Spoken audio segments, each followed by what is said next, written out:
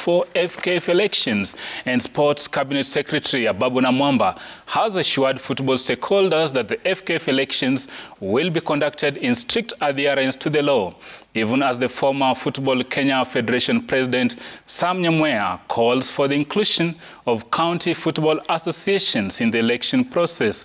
And as Steve Shitera now reports, the FKF annual general meeting is set for March 16 this year to give the roadmap for the eagerly awaited polls. The year 2024 will be a busy calendar for football in the country. Unanimous electoral vote. The Football Kenya Federation National Executive Committee has a notice for the 9th annual general meeting set for March 16th to kick off the much-awaited FKF electoral process. And then the two NEC members also put a lot of pressure. The NEC member of Eastern and NEC member of Northeastern. They put a very strong case. FIFA intervened to make sure that the AGM is done. And they ought to have done it right from last year. Be it as it is now, let the process begin, and it has begun. So I support the process. Thank you. Sports CS Ababu Namwamba saying that the government is keen on ensuring that the federation conducts a free and fair election to usher in a leadership that will focus on football development. Football has not been in the best of shapes, and we have made it clear to those in that football space that they have to uphold the highest standards of governance, transparency and accountability, holding elections in accordance with the constitution of the federation, the law, the Sports Act, and international statutes, in this case FIFA statutes. You have a mandate under your constitutions, but the government has overall responsibility to protect Kenyan sports. And so we expect the Football Kenya Federation to go to the polls this year. We advise them to make sure that as you go to the polls, make sure that the polls are in sync with the law. In a statement signed by the FKF Chief Executive Officer Barry Otieno and sent to stakeholders, the Federation said, pursuant to Article 29(2) of the FKF Constitution 2017, formal notice is hereby given that the 9th AGM of FKF will be held on March 16th in Nairobi at 10 a.m. Additionally, in accordance with Article 29(3) of the FKF Constitution 2017, the formal convocation will be communicated at least 30 days before the date of the AGM. The statement further outlined delegates who will attend the meeting in line with Article 23(1) of the FKF Constitution 2017. They include 1 delegate from each of the 48 FKF counties, 1 delegate from each of the 18 FKF Premier League clubs, while delegates from the National Super League will be comprised of teams occupying position 1 to 10 of the official league standing 30 days to the AGM. Delegates from the National Division 1 will be teams occupying position 1 to 5 in both zones of the official league standing 30 days before the general meeting. This marking the beginning of an election process that will see a change of guard at Kandanda House. Ndani kuna deviations zinaweza kuja kwa sababu ya mambo fulani. Since the incumbent Nick Mwendwa and the National Executive Committee members who were elected in 2016 are ineligible to vie, having served the maximum 2-term limit. The FKF Constitution, I think in Article 37, subparagraph E, has stated very clearly that the President and the members of the Executive are eligible to 2 terms of office, each being a 4-year term. So we can count when first they came into office, and clearly we can conclude that their time should be up, unless by the same provisions of that Article 37E, they seek other offices, but not the ones that they have served in. A federation is an institution. It is not synonymous to whoever is at the lead at the particular moment. The guy has done his 2 terms. You know, remember he was elected in 2016. Did the first term which ended in 2020. Subsequently, he was re-elected in 2020, and he has done his 4 years. NEC also resolved that the 2024 elections will be conducted using the FKF Electoral Code 2020, which was used in the last elections. According to the FKF Constitution, the elections are supposed to be held 6 months after the AGM, meaning the polls could be primed for the month of September and not later than October 2024. The polls will begin at the branch level, giving the branches the chance to elect their representatives and chairmen who will vote at the national level, each branch carrying 1 vote. Sporty Monday has also reliably learned that all the recommendations at the FKF NEC meeting were unanimously passed, despite the fears of rejection by 2 of the 13 NEC members who have been vocal in faulting the leadership of the Nick Mwendwa-led office. The race for the FKF top seat has attracted several candidates, including former FKF President Sam Nyamweya, Extreme Sports CEO Hussein Mohamed, former international Sami Kempe Sowino, Tom Alila, Sam Ochola, and former FKF CEO Ludovic Aduda. The new FKF office will have its work cut out, with Kenya expected to host the African Nations Championship CHAN, prepare a team for the World Cup 2026 and AFCON 2025 qualifying matches, and later co-host the 2027 AFCON showpiece. Steve Shitera, Sporty Monday, Nairobi. Solid reporting there by Steve Shitera, and that anchors the debate this morning. Maybe I'll begin with Zita, probably. Your thoughts on the entire electoral process? There's nothing to say. Follow the law. That is the only thing that even the CS has said, that the election, everything should follow the law. If you finished 4 years, if the election is supposed to be in December, let election, or in September, let the election be in September. So for me, everything has been said.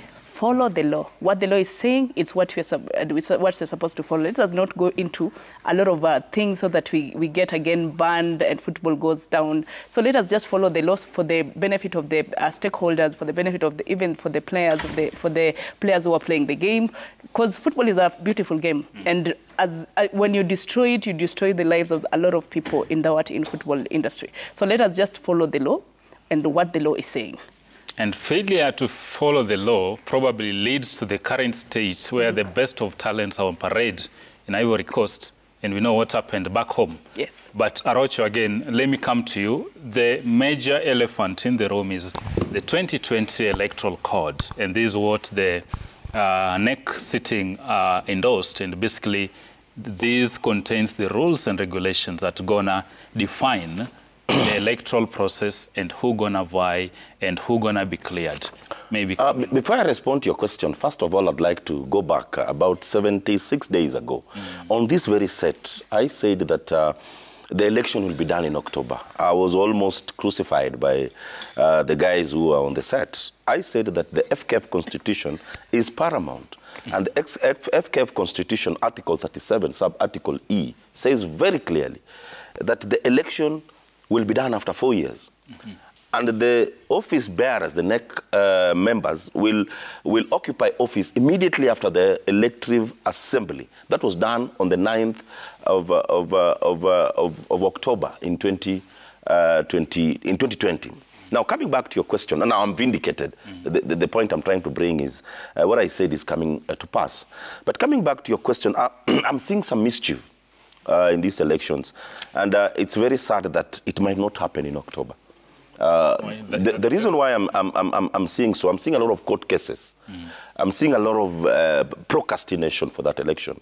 You know, we are in Africa, and Africa, there are very few people who want elections. Most so the incumbents. I'm seeing guys who will not want elections. They will want us to be going back to court time and time again, simply because when you go look at that very constitution, it says so well, and it's quite clear that when we reach October, the 48 delegates from the counties will cease to be in office after October. In any case, we don't have an elections in October. So what will happen is that the elective the elective team will not be there for us to have an election. In any case, we go past October. And the Constitution says so well that the president will be in office until he hands over to the next regime. So I'm trying to look at a catch-22. If in any case we don't have an elections by October, then Nick Mwendwa will proceed with being the president until the next president is elected. With being the president. Let me follow up on that. And actually that leaves us to where we were. Remember, when he first came into office, it was in the month of February. And because of the issues you are raising again, this election was held in October. Remember, during his second tenure, rather when he was gunning to come back for a second term, the polls began at the county level. Then, of course, the litigations we're talking about, they were annulled. He was told, you need to involve all the stakeholders. And the back and forth took us again to October. And now, Shitera, Arocho believes probably if the polls are not held by October, we could see Nick extending his tenure. Do you think that's going to suffice? Or we could probably have again the government coming in, and you listen to what CS Namwamba said? I think that now will invite FIFA again to take action. And I don't agree with Arocho that we might head that direction. Of course, in the best interest of football, FIFA will act, probably have a normalization committee in case we find ourselves in such a scenario. But again, very unfortunate that Arocho, I've just heard from those stakeholders, were it not for the two NEC members to pile pressure on FKF, the AGM will not be a reality as we speak. So the extension of the term is a craft that the current regime probably had planned through unscrupulous and unconstitutional means. But again, when the pressure mounted and FKF, FIFA communicated, probably that is the reason we are heading into the AGM and probably the roadmap to elections. But I'm always optimistic. Let us be optimistic, Arocho, that everything and everyone is watching the FKF, how it is conducting its activities towards an election. And I want to agree that the election will be done because all stakeholders have agreed that the 2020 code be adopted to be used for the elections because even if a new one was formulated, it will not oversee this election. So everyone is okay with the resolutions. Let us go into the AGM, come up with an election board that will guide the election process. And I think that is the most important thing, Arocho. Even as we speak of the court cases, I think they will know that we are time-bound. Even as we arbitrate matters that will have come out of the disagreements, they know that an election should be held by October, and failure to which there are consequences. So these are human beings who love Kenyan football because at the moment, and I want to tell you that Nick Mwendwa has done some good job in women football, but again, there have been setbacks in the men's senior team because when Nick Mwendwa was coming to power, I vividly remember Kenya was position 89 FIFA ranked. But as we speak, Kenya is, I think, 109 and sliding back because no activity is showing any improvement. So in my view, I will say that he got us at a better place, but he's exiting when we are really, really in a very, very bad situation. Position 109. The caliber of Kenya, you saw the talents at the grassroots, beginning from the Kenya school games, Sekafa under 18. Look at the women football, what they are doing. Tera, I'm getting tempted to interrupt you. No, don't interrupt because you will get an opportunity. And I'm getting tempted to interrupt you. You will get an opportunity and you will communicate. So. It's facts. It's a fact. The facts are there. You can go back when Nick Mwendwa was being elected in 2016. We were position 89. True or false, Arocho? You are somehow there. We were there. At the moment, where are we? 109. These facts are on the internet. Is here? Well, Swila, this is a hot potato. And I want to say, Kenyans are funny.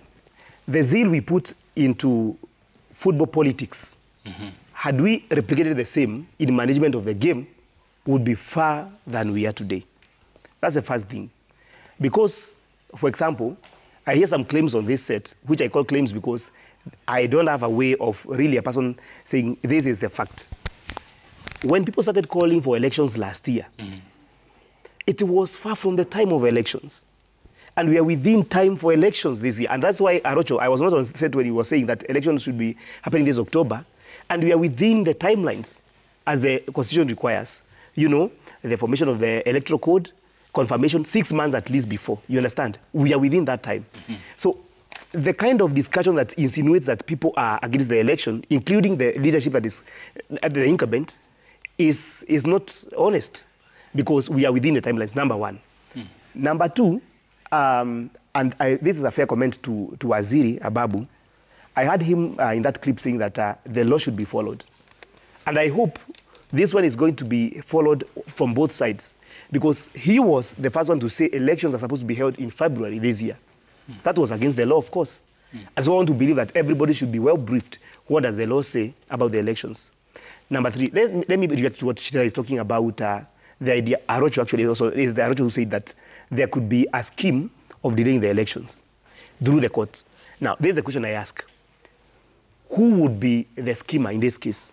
Who would be playing this game? Because if you're talking about the federation, they have laid out the roadmap to the elections. So the only person who can go to the court and change or alter the process, they have been forced to. It's not the federation, it's another party. For example, like you understand? Now, when people say that, for example, the federation has been forced, the question is, had we gone beyond the time? Because had we reached around April without hearing anything to do with the AGM, electoral code, then we'll be counting months that we are saying we are past the 6th month that should have laid down the procedure before the election, which should be October. So basically, I still like to say that we need to be very sober. The energy we put into these politics, let's be seeing the same in Madrid. So you're very well within the timelines. We are good. But before but again, just hold on. Probably let's have a look at some of the candidates who are in the race so far. You can see there, of course, Sam is a former FKP president. He's been there for long. Hussein Mohammed reigned unsuccessfully, rather. Samuel Wino basically throwing his hat in the ring. Tom Alila, every election cycle we see him saying, I'm gonna run, but he's never gone the full distance.